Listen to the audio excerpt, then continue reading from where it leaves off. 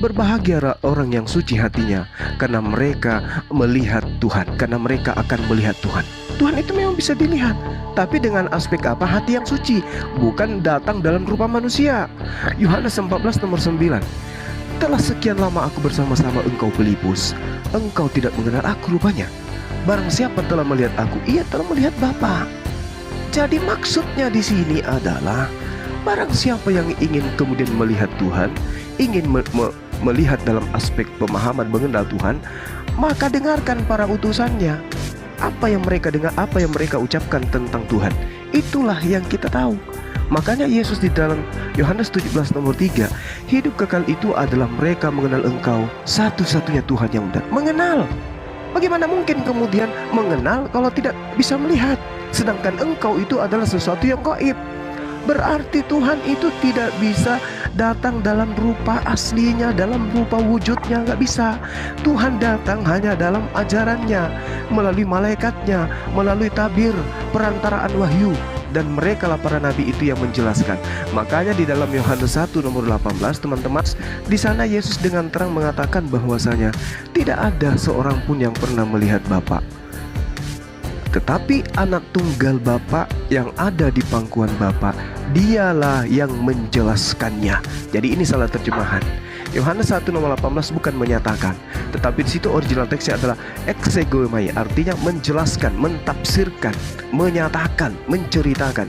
Yesuslah yang menceritakan tentang Bapa itu, bahwa dia tidak bisa dilihat, suara yang tidak bisa didengarkan, dia adanya di langit, dia tidak sama serupa dengan makhluk, tidak ada yang pernah melihatnya. Itulah Bapa itu yang dia teriaki, Eli Eli lama sabachthani. Jadi tinggalkan pengajaran yang mengatakan Tuhan itu pernah datang jadi manusia. Enggak. Kita semua dapat mengenal Allah, tapi tidak dalam perspektif pemahaman bahwa dia wujud seperti makhluk. Tinggalkan ajaran-ajaran seperti itu.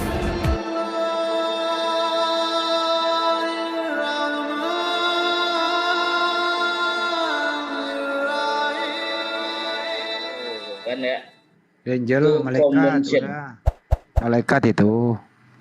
Makanya dijelasin di sini di dalam rasio. Mantap, Puji Inggrisnya bisa nih debat internasional. Udah jelas itu malaikat, udah jelas. Cuma mereka menganggap bahwa itu Tuhan, udah. Itu aja. Itu Yesus, malah dia bilang Yesus. Iya. Bayangkan. Yesus. Jadi udah mulai ngaco, pemikirannya udah mulai ngaco.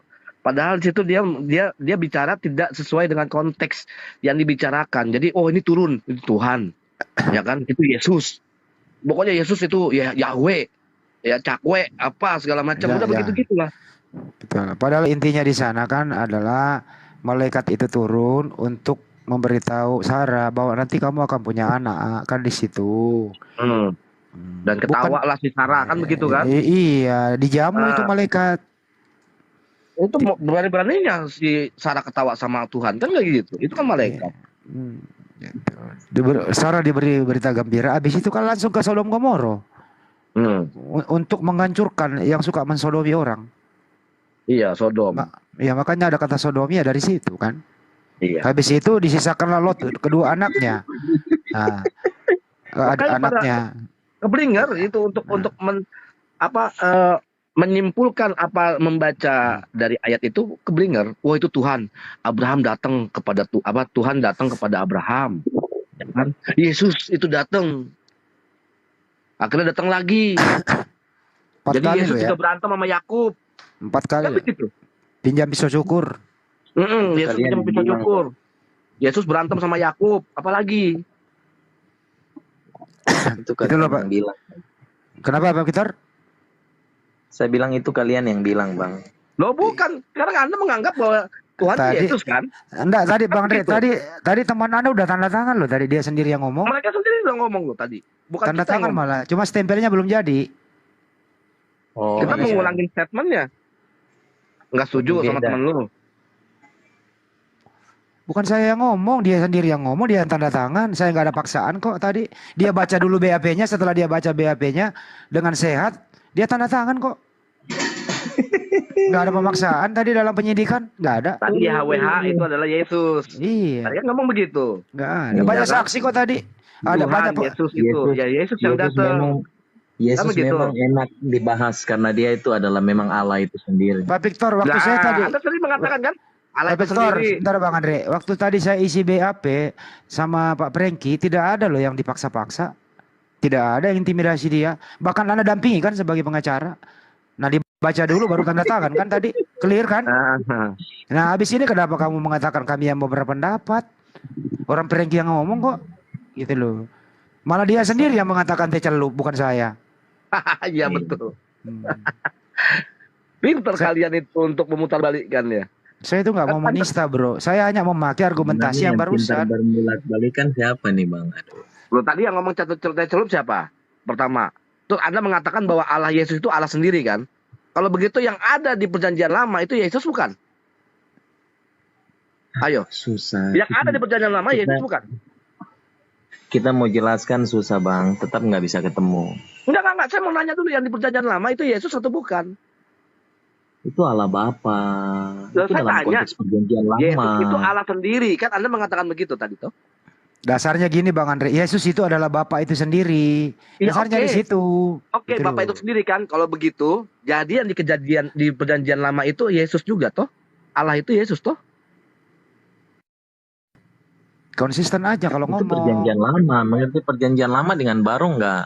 Perjanjian baru dia lewat apa? Perjanjian baru itu tentang perjalanan Yesus. 80% perjalanannya Yesus. Tunggu. Yang perjanjian lama, saya mau tanya. Perjanjian lama itu Yesus atau bukan? Kan Anda mengatakan Yesus itu adalah Allah Bapa sendiri. Di perjanjian lama itu Yesus atau Iya bukan? bang. Itu Iya. Allah Bapa. Ya Allah Bapanya Yesus jadi.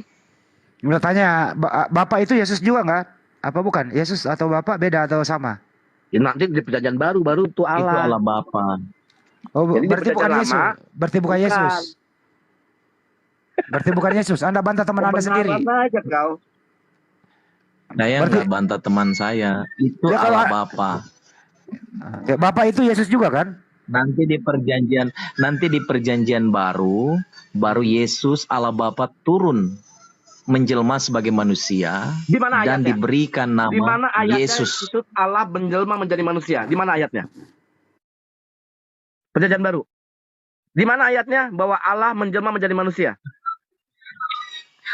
Aduh bang, Nah, kita ini nggak usah menyebutkan bahwa berbicara Allah masalah menjelma menjadi ayat-ayat manusia. dan Di mana? Di mana ayat. ayatnya? Kenapa? Ayatnya di mana? Kenapa selalu ayat-ayat? Loh, Kenapa karena selalu apa? Itu ayatnya orang dalil. Kristen Itu bukti, selalu itu saja dalil. yang dibahas? Itu dalil. Kenapa saya mengatakan kayak begini?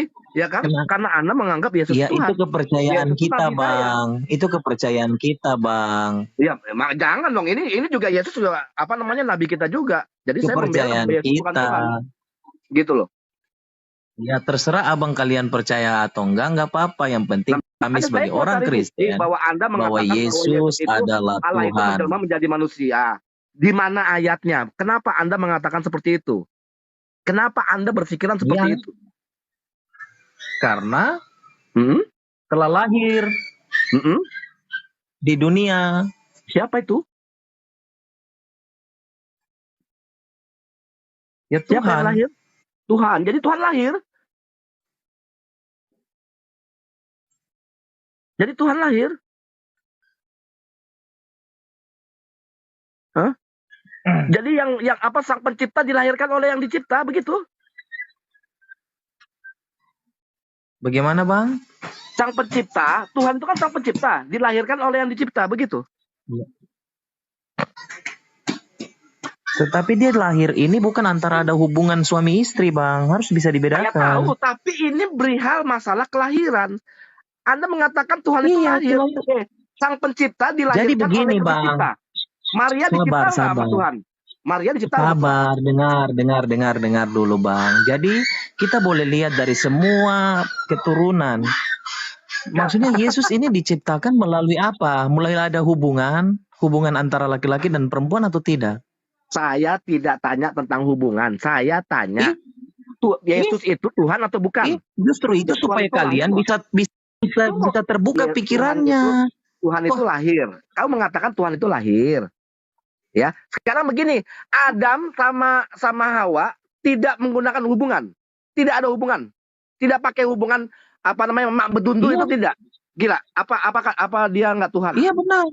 Iya. Nggak pakai ibu lagi dia. Pakai. Enggak pakai. Apa?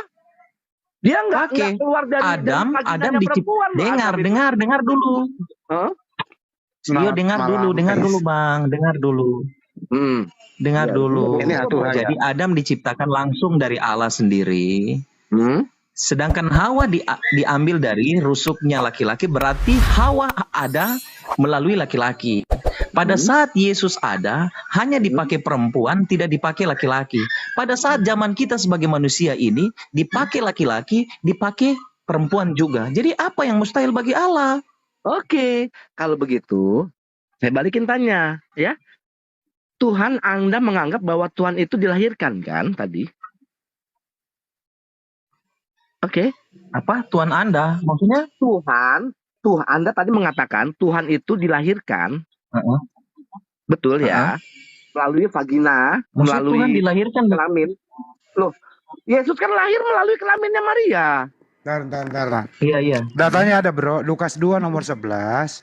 Pada hari ini telah lahir bagimu juru selamat Kristus Tuhan di kota Daud. Artinya Bunda Maria melahirkan Tuhan. Iya. Coba dengan aku gimana? Dengan aku aja. Ya, udah kalah Jangan, Kristusnya.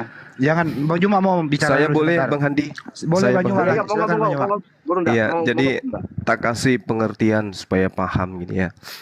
Al-Quranul Karim, saya ambil dari Al-Quran supaya seimbang kita, karena ini kajian mengenai Tuhan dan ajaran semawi.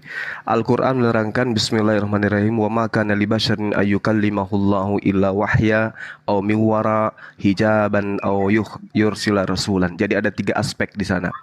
Tidak patut bagi manusia untuk melihat Tuhan pencipta langit dan bumi, kecuali 1 dengan perantaraan wahyu, 2 dari belakang tabir, 3 dengan mengutus utusan para malaikat. Ini 3 poin.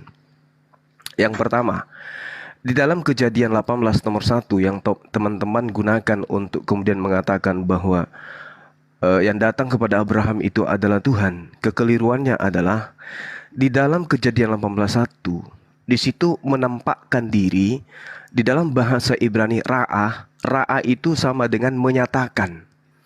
Jadi Tuhan itu menyatakan diri kepada Abraham melalui para malaikatnya. Apa pembuktiannya? Ya, kita buktikan dengan perkataan Yesus, jangan perkataan saya. Di Yohanes 5 nomor 37, Bapa yang mengutus aku, dialah yang bersaksi tentang aku. Kamu tidak pernah mendengar suaranya, rupanya pun tidak pernah kamu lihat. Di Yohanes 1 nomor 18, tidak ada seorang pun yang pernah melihat Bapa. Tidak ada seorang pun yang pernah melihat Allah. Itu fakta. Yesus yang mengatakan itu. Kemudian di dalam 1 Yohanes 4 nomor 12, tidak ada seorang pun yang pernah melihat Bapa, tidak ada seorang pun yang pernah melihat Allah. Ini pengakuan yang ada di dalam kitab teman-teman sendiri. Lalu kemudian di dalam Keluaran 33 nomor 20, lagi firman-Nya, engkau tidak tahan memandang wajahku, sebab tidak ada seorang pun yang pernah yang bisa memandang aku dan dapat hidup. Abraham tidak mati pada saat itu ketika dia berinteraksi dengan makhluk tersebut. Berarti itu bukan Tuhan. Nah, kemudian bagaimana sih Tuhan itu sebenarnya? Kita lihat dalam pengajaran para nabi. Jelas sekali diterangkan bahwasanya dalam 1 Tawarik 28 nomor 9, engkau anakku Salomo, kenalilah Allah ayahmu, Tuhan ayahmu, dan beribadalah kepadanya. Berarti Allah itu bisa dikenali. Allah itu bisa dinyatakan dalam kehidupan kita. Itu 1. Kemudian di dalam Mazmur 119 nomor 2 juga diterangkan, berbahagialah orang-orang yang memegang peringatan-peringatannya, yang mencari Tuhan dengan segenap hatinya. Berarti Tuhan itu bisa dicari, Tuhan itu bisa dicari, Tuhan itu bisa dijamah, Tuhan itu bisa dilihat. Di dalam keadaan yang diterangkan dalam Matius 5 nomor 8, berbahagialah orang yang suci hatinya, karena mereka melihat Tuhan, karena mereka akan melihat Tuhan. Tuhan itu memang bisa dilihat, tapi dengan aspek apa? Hati yang suci, bukan datang dalam rupa manusia. Yohanes 14 nomor 9, telah sekian lama aku bersama-sama engkau pelipus, engkau tidak mengenal aku rupanya. Barang siapa telah melihat aku, ia telah melihat Bapa. Jadi maksudnya di sini adalah barang siapa yang ingin kemudian melihat Tuhan, ingin melihat dalam aspek pemahaman mengenal Tuhan, maka dengarkan para utusannya. apa yang mereka dengar, apa yang mereka ucapkan tentang Tuhan. Itulah yang kita tahu. Makanya Yesus di dalam Yohanes 17 nomor 3, hidup kekal itu adalah mereka mengenal Engkau satu-satunya Tuhan yang benar. Mengenal. Bagaimana mungkin kemudian mengenal kalau tidak bisa melihat? Sedangkan Engkau itu adalah sesuatu yang gaib. Berarti Tuhan itu tidak bisa datang dalam rupa aslinya, dalam rupa wujudnya, nggak bisa. Tuhan datang hanya dalam ajarannya, melalui malaikatnya, melalui tabir, perantaraan wahyu. Dan mereka lah para nabi itu yang menjelaskan. Makanya di dalam Yohanes 1 nomor 18, teman-teman sedikit lagi ya. Dalam Yohanes 1 nomor 18, di sana Yesus dengan terang mengatakan bahwasanya tidak ada seorang pun yang pernah melihat Bapa, tetapi anak tunggal Bapa yang ada di pangkuan Bapa, dialah yang menjelaskannya. Jadi ini salah terjemahan. Yohanes 1 nomor 18 bukan menyatakan, tetapi di situ original teksnya adalah exegomai, artinya menjelaskan, mentafsirkan, menyatakan, menceritakan. Yesuslah yang menceritakan tentang Bapa itu, bahwa dia tidak bisa dilihat, suara yang tidak bisa didengarkan, dia adanya di langit, dia tidak sama serupa dengan makhluk, tidak ada yang pernah melihatnya. Itulah Bapa itu yang dia teriaki, Eli Eli lama sabachthani. Jadi tinggalkan pengajaran yang mengatakan Tuhan itu pernah datang jadi manusia. Enggak. Kita semua dapat mengenal Allah, tapi tidak dalam perspektif pemahaman bahwa dia wujud seperti makhluk. Tinggalkan ajaran-ajaran seperti itu. Demikian Bang Handi dan teman-teman, silakan dilanjut. Oke, sama aku Zuma. Halo bro, lama kita nggak ketemu nih. Aku senang dengan kamu. Lanjut. Halo. Ayo Ya, Zuma. sama teman kita yang lain. Saya ada tamu dan tamu saya Oh, itu ada tamu. ada tamu. Kalau sama aku gitu ya. Kalau sama Ada tamu. Kalau ada Edi gitu ya. Taruh Bro Edi, taruh Bro Edi. Tunggu. Tamu saya itu Nasrani. Bukan tamu saya sebenarnya. Tamu abang saya yang dari Oke, Medan. nggak apa-apa, Bang. Sepupu sekali Kapan-kapan dia dengan Nasrani. saya, oke. Ada di bawah di lantai 1. Saya di lantai 2 ini ya. Lanjut. Oke. Nggak apa-apa. Ya, Tapi suara oke. saya kecil. Lanjut. Enggak apa-apa. Ya, semangat Bang, semangat. Aku dukung kau. Bro Edi Kapan-kapan sama sebentar, aku. Bro Edi. Sebentar. Pak Victor ada tanggapan, Pak Victor? Gimana? Pak Victor ada tanggapan tadi statement Bang Juma? Tanggapannya sudah jelas itu dikatakan. Sudah pas itu. Tetapi tetap tanggapannya bahwa Yesus adalah Tuhan. Oke, baik. Pak Kristen Jadi original? ayat-ayatnya sudah jelas tadi. Pak Kristen original tetap Pak Victor Yesus adalah Tuhan. Tanggapan Anda? Brother? Anda dia menjawab kali. Bang Handi, Ya, coba silakan, ditanya Pak Victor, Saudara Victor, menurut saudara, dalam keadaan Yesus yang sebenar-benarnya, dia itu Tuhan atau dia itu manusia?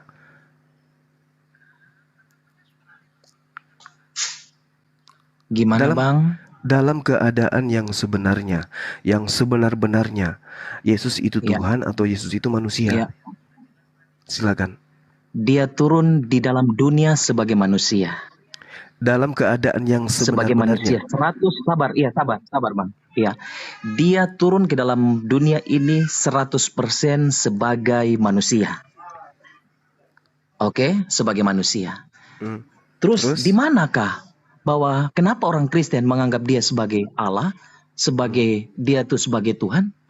Karena tidak ada satu orang manusia pun yang pernah melakukan seperti apa yang Tuhan Yesus lakukan. Dalam konteks dia manusia, tetapi kealahannya juga ada. Di manakah kealahannya dia? Mungkin satu ayat saja mungkin yang saya baca untuk kita di sini dalam Yohanes pasal 10. Yohanes pasal 10 ayatnya yang ke-18 dia katakan begini. Tidak seorang pun mengambilnya daripadaku, melainkan aku memberinya menurut kehendakku sendiri. Aku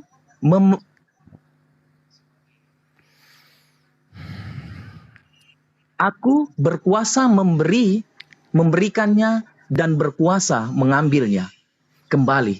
Inilah tugas yang ku terima dari Bapa. Dari Bapakku. Nah jadi gini Bang, kalau data itu yang menjadikan Yesus ilahi, kita harus melihat Tidak, masih aspek- banyak Bang, masih banyak. Oke. Seperti Oke. Tuhan Yesus membangkitkan orang, tidak ada satu orang manusia pun yang bisa, satu nabi pun yang mungkin bisa membangkitkan orang tanpa bahwa dia memiliki kealahan itu sendiri dalam dirinya. Petrus membangkitkan orang mati. Ya, Yohanes juga membangkitkan orang mati.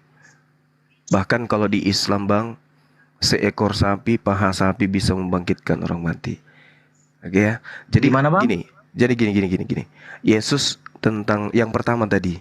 Ingat, Yesus itu punya kuasa untuk menyatakan apapun, tergantung firman yang ia terima. Dia katakan, aku tidak berkata-kata dari diriku sendiri. Apa yang aku katakan adalah apa yang diperintahkan. Jadi kalau Yesus berkata, akulah Tuhan, tidak ada yang lain, itu dia sedang diperintah untuk mengatakan itu oleh Tuhannya. Akulah Alfa dan Omega. Akulah yang awal dan akhir. Itu Yesus katakan. Untuk siapa dia katakan itu? Untuk dia menyatakan kepada Bani Israel. Siapa yang memerintahkan? Tuhannya. Aku tidak berkata-kata dari diriku sendiri. Apa yang aku katakan adalah apa yang diperintahkan Bapa untuk aku katakan dan aku sampaikan. Itu pertama. Yang kedua bang, terkait dengan dia mampu bermukjizat dan seterusnya. Di dalam kesaksiannya beliau, Yohanes 5 nomor 36, ada kesaksianku yang lebih penting dari kesaksian Yohanes, bahwa segala pekerjaan yang aku lakukan, termasuk membangkitkan orang mati, pekerjaan membangkitkan Lazarus, itulah yang bersaksi bahwa aku ini bukan utusan setan, aku ini utusan Tuhan. Maka aku bisa melakukan itu. Makanya dikatakan dalam Yohanes 5 nomor 30, aku tidak dapat berbuat apa-apa dari diriku sendiri. Yohanes 4, makananku adalah melakukan kehendak Bapakku yang ada di surga. Kisah Para Rasul 2 nomor 22, katakan kepada orang Israel, inilah Yesus Kristus yang ditentukan oleh Tuhan untuk menjadi perantara dengan dibekali kekuatan, mukjizat dan tanda-tanda yang dilakukan oleh Yesus di tengah-tengah kamu. Dia sebagai perantara. Jadi apapun yang membuat Anda menuhankan beliau, ternyata aspek itu justru membuktikan dia utusan Tuhan. Dia bukan utusan setan. Dan mukjizat yang dilakukan Yesus itu untuk menyatakan dirinya utusan Tuhan, bukan menyatakan dirinya sebagai Tuhan. Itu bang. Itu poinnya. Silakan yang lain. Bro, Victor disangka. Nggak perlu disangka, Bang. Jawabannya beliau tetap bahwa Yesus adalah utusan yang menyampaikan firman Allah. Tetapi saya tetap dengan prinsip saya bahwa Yesus adalah Tuhan. Oke, kalau Yesus adalah Terima kasih. Begitu. Kalau Yesus adalah Silakan. kalau Yesus adalah Tuhan, kenapa dia mengaku utusan?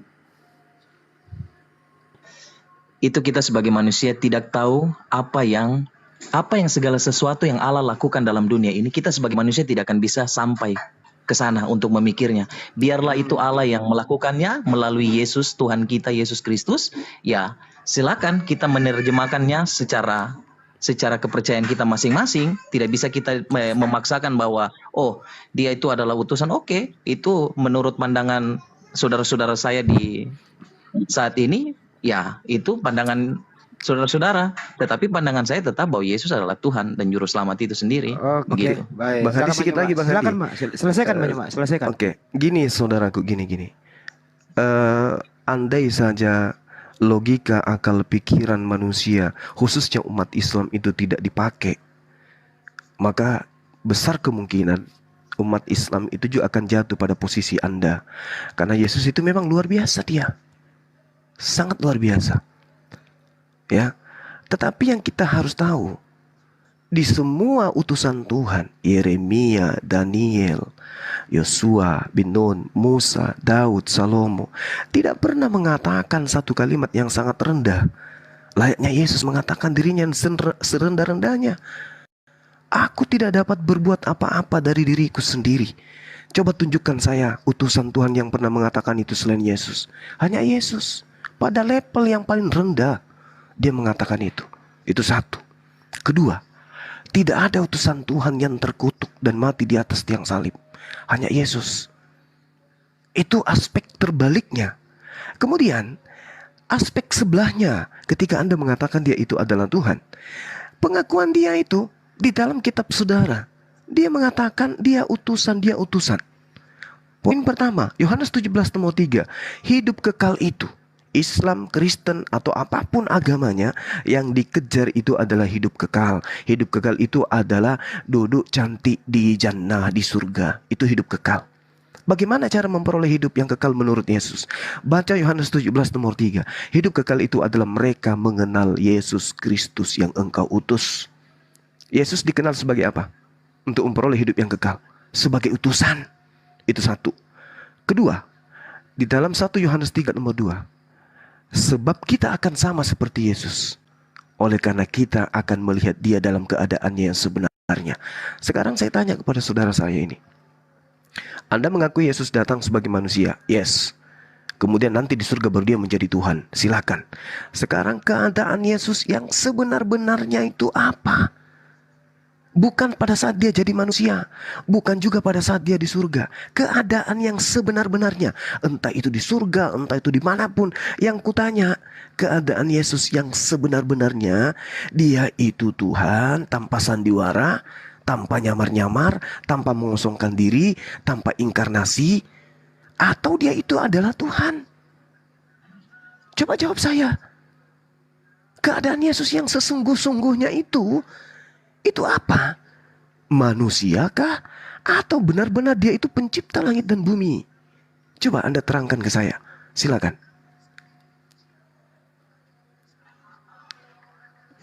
Baik, Pak. Jadi apa yang saudara sampaikan ini sangat luar biasa. Pemahaman saudara ini juga wow, hebat, luar biasa. Tuhan sertai. Tapi hanya satu saja yang mungkin saya mau sampaikan, bahwa tetap prinsip saya bahwa Yesus adalah Tuhan. Jadi kenapa seperti tadi bilang kok mati di atas kayu salib? Padahal itu kan satu kutukan kan. Jadi kalau orang tidak memahami tentang kematian Yesus di atas kayu salib, itu juga memang susah ya.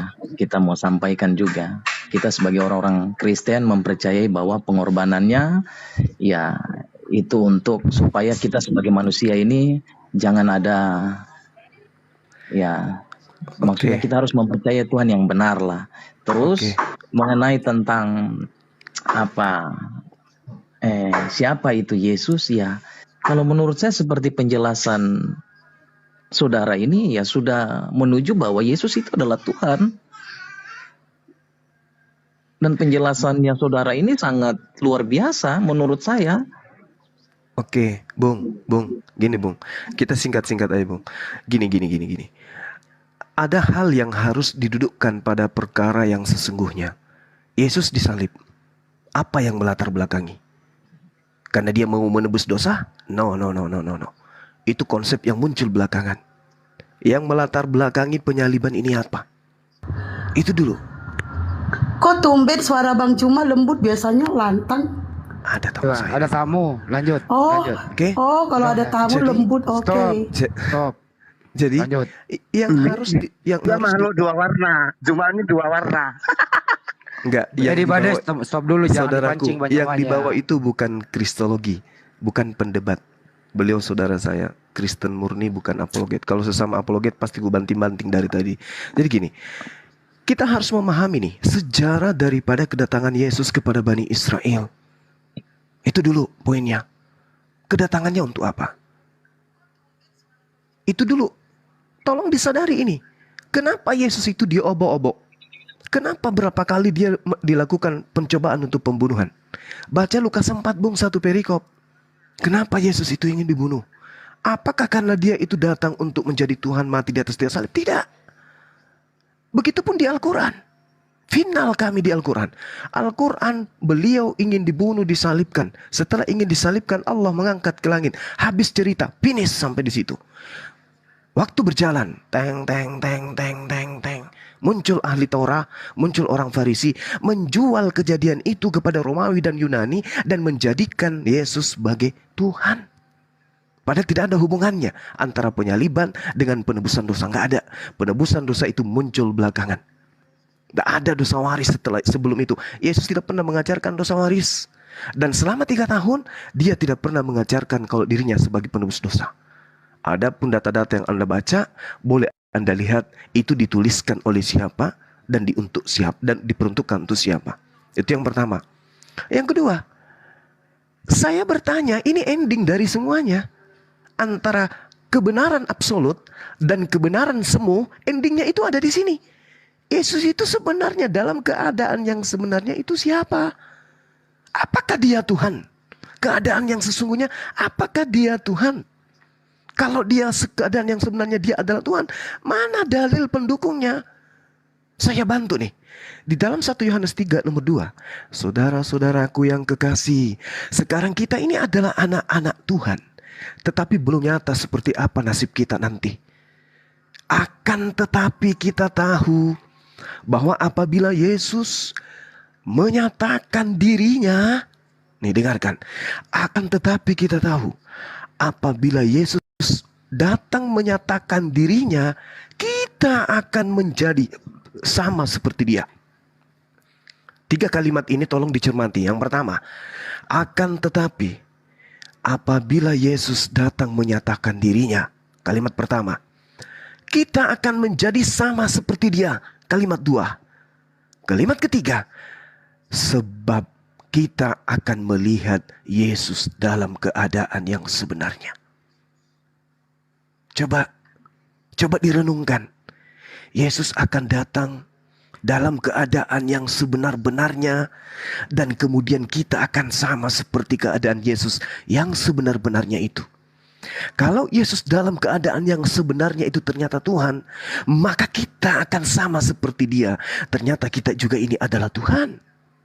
Tapi kalau datang dalam keadaan yang sebenarnya, ternyata dia hanya utusan Tuhan. Masya Allah, subhanallah, ternyata kita sama seperti Yesus, yaitu manusia yang dituntut kemudian untuk taat kepada pencipta kita.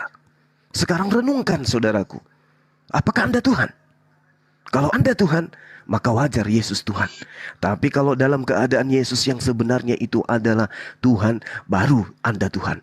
Tapi kalau dalam keadaan yang sebenarnya ternyata Anda sadar Anda adalah manusia, maka keadaan Yesus yang sebenarnya yang sama dengan Anda, dia pun adalah manusia. Selesai kita di situ. Kecuali Anda hanya ingin mempraktekkan 1 Korintus 4 nomor 10. Kami bodoh karena Yesus Kristus. Silakan Anda memperbodoh diri dengan menganggap Yesus itu adalah Tuhan. Tugas saya, tugas teman-teman apologet hanya membantu saudara-saudara saya dalam kasih Tuhan Allah Subhanahu wa taala. Demikian teman-teman yang lain, silakan dilanjut. Bro Victor, tanggapi. Amin. Puji Tuhan dengan penjelasan yang luar biasa dari hambanya. Terima kasih Pak. Mungkin ada yang lain mau tambahkan? Oh, enggak ditanggapi. Pertanyaannya Bang Joma, Pak Victor. Keadaan Yesus yang sebenarnya itu manusia atau Tuhan? Tuhan dan juru selamat bagi umat manusia. Baik, Tuhan. Apakah fisiknya Yesus adalah Tuhan?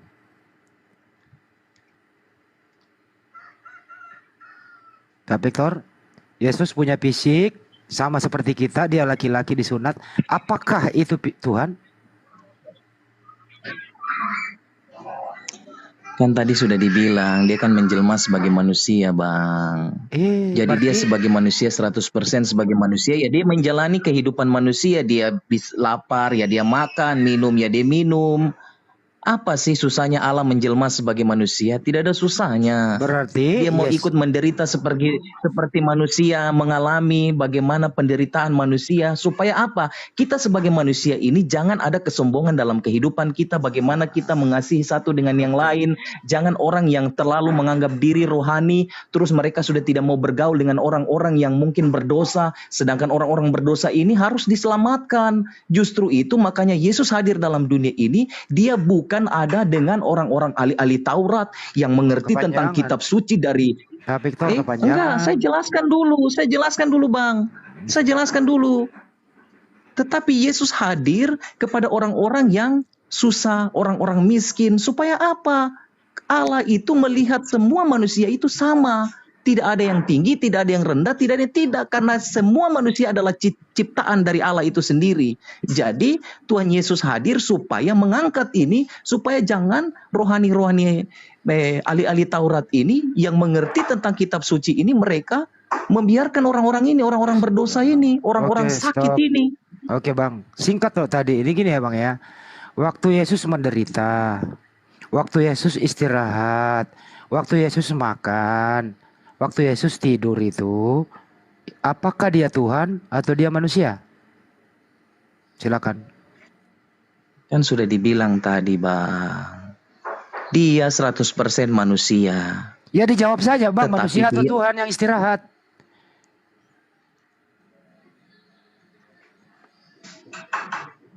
Waktu saya ulang ya, dia makan, dia tidur, dia menderita, tidak bisa berbuat apa-apa. Waktu seperti Ya, itu, keadaannya waktu itu, Yesus Tuhan atau dia manusia?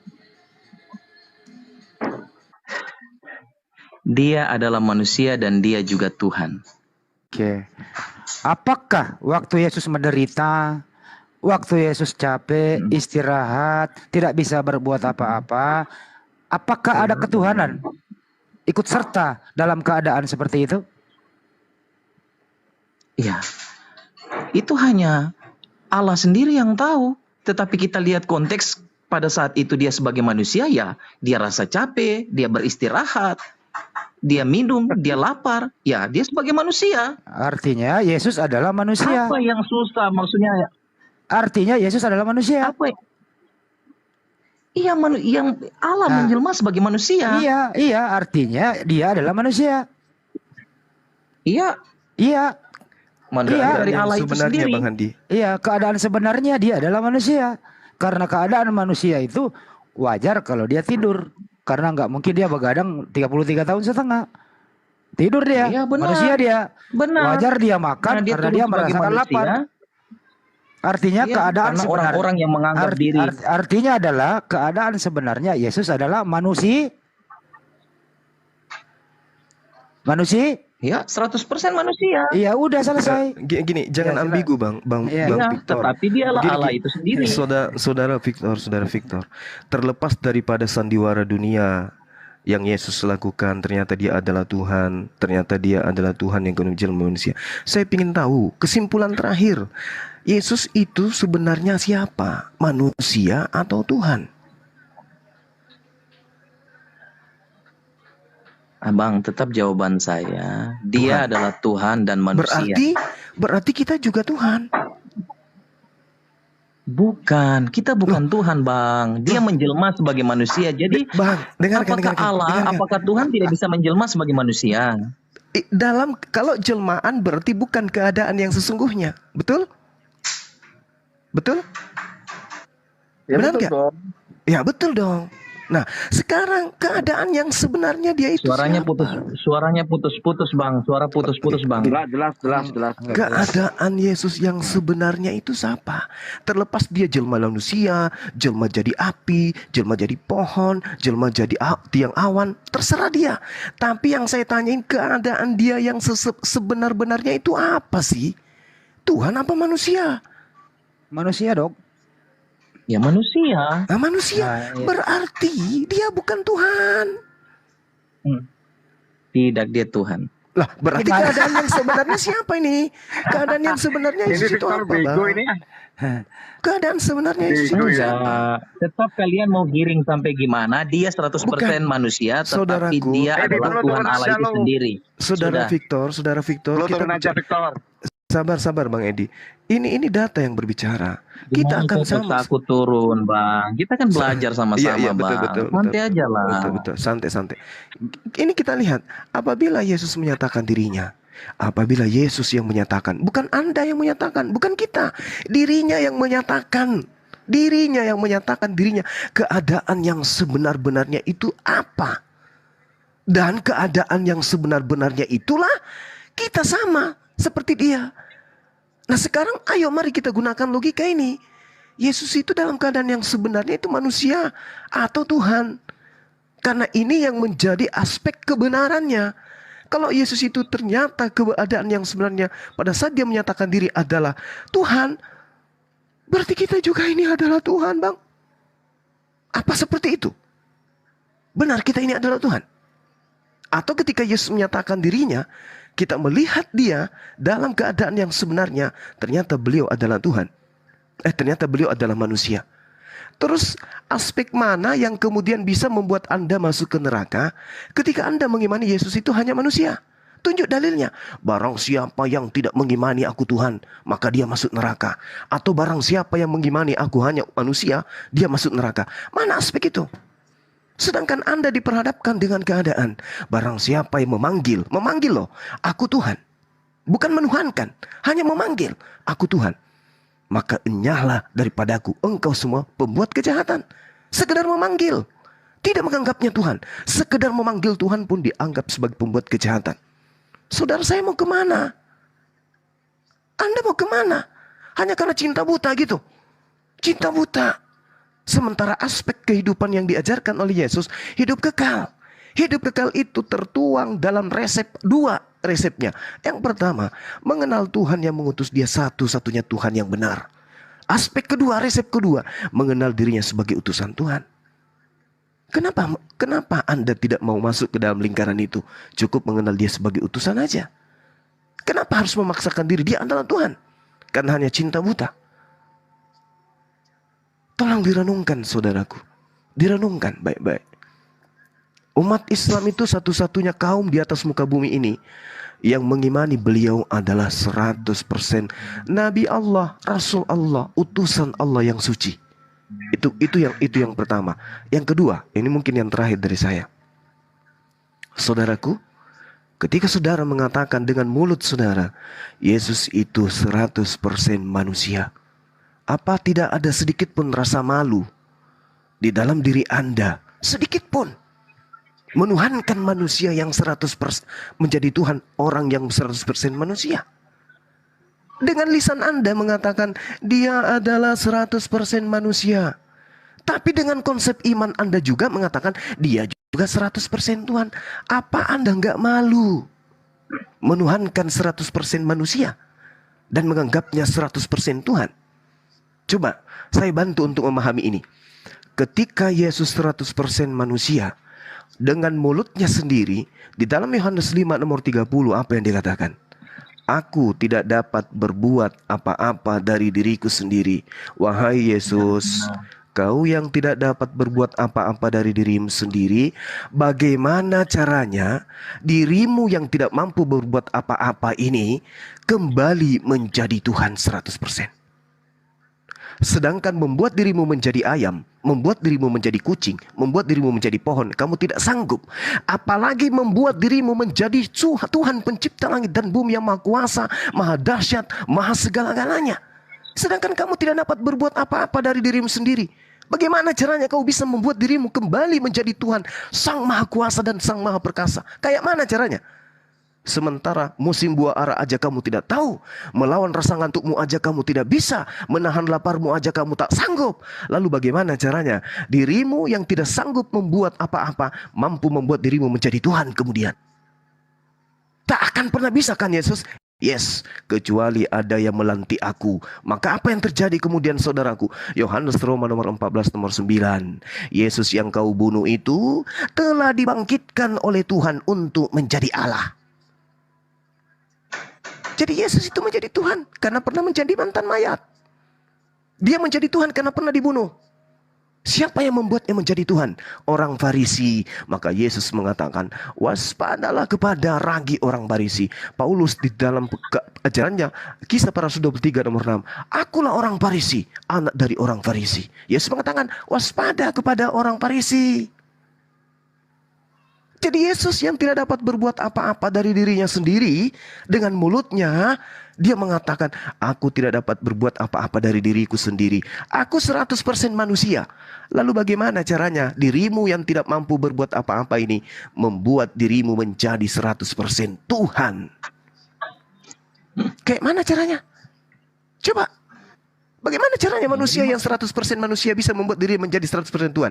Jangankan 100% Tuhan, 0,1% aja nggak bisa.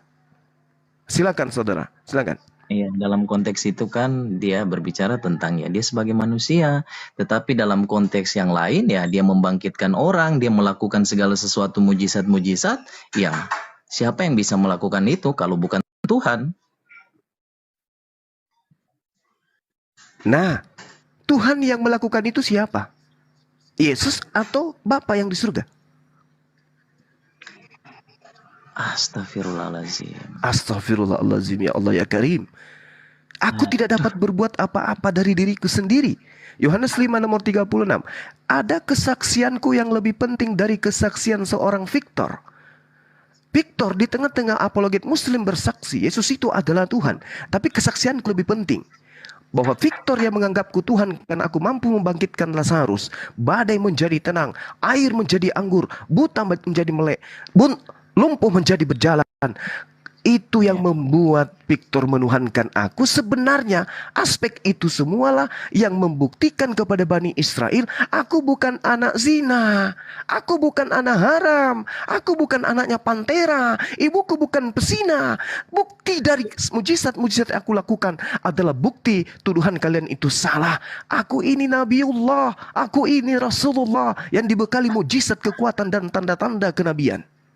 Iya, benar sekali. Nah, dan itu hanya yang bisa dilakukan oleh Tuhan. Seorang nabi. Tidak nabi, Tuhan. La haula wala quwata illa billah. Ya udahlah, silakan dengan konsep iman saudara. Kita menghargai itu. Kewajiban kami cuma menyampaikan aspek kebenaran yang kami tahu. Lanjut Bang Handi dan teman-teman yang lain. Terima kasih Bang. Tuhan berkati.